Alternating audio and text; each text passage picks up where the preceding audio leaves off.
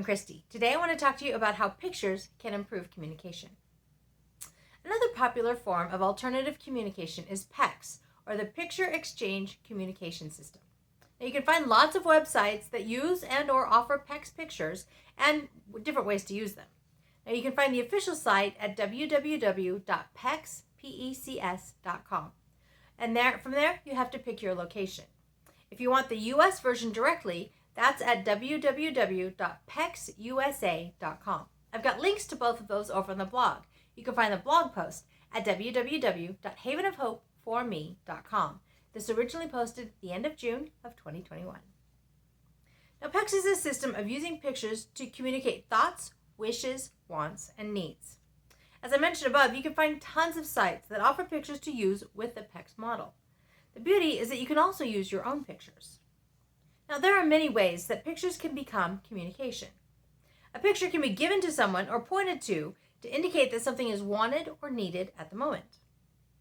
Pictures could be a tool to improve speech vocabulary, pronunciation, or other forms of clarifying speech. Now, pointing to a picture can indicate how the person is feeling at the moment. And the list goes on. I think you get the idea, though. Now, I'll be the first to admit that we didn't use PECS in the typical format with AJ.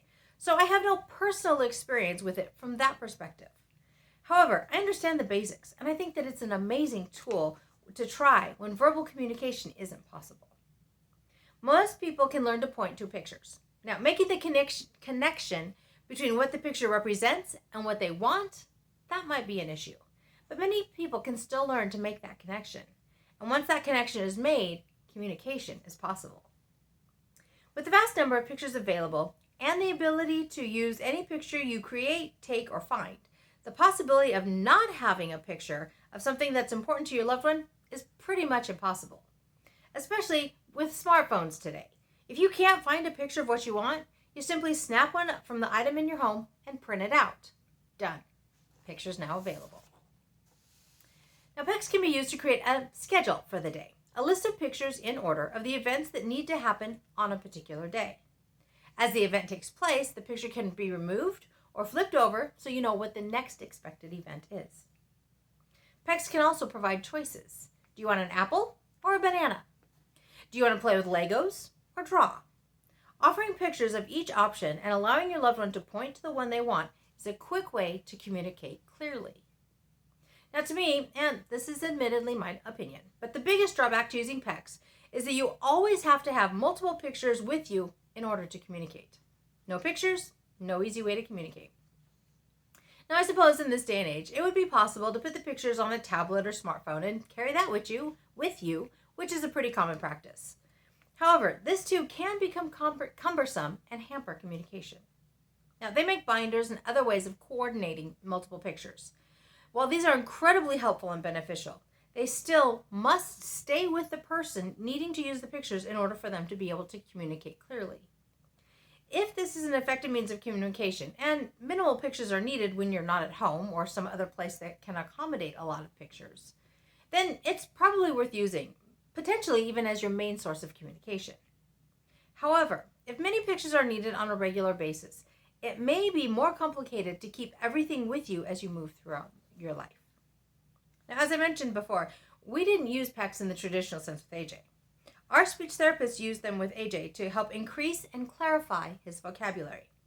I snapped a ton of pictures of things from around our house, printed them on flashcards, which meant I put about 4 pictures on one piece of paper, printed them out, and cut them up. And then she would rotate through those pictures to try to get AJ to say the words correctly.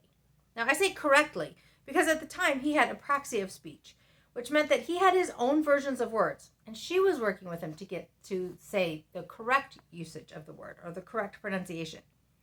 For example, at the time, his word for daddy was gai. So he would see a picture of his dad and say gai, but she wanted him to say daddy. As he began to learn to say daddy, it would come out da-di-gai. But eventually, it became daddy, and then dad, or gad for a while. And now, all these years later, it's simply dad. Now, she also worked him up to seeing a picture and using a complete sentence to describe that picture. Again, I created the flashcards and I put the sentence below the picture. I think we had a stack of like 2 or 3 inches thick by the time things were all said and done. But it was an effective way for him to overcome his apraxia and begin to speak intelligibly, and so others could understand him with minimal translation necessary.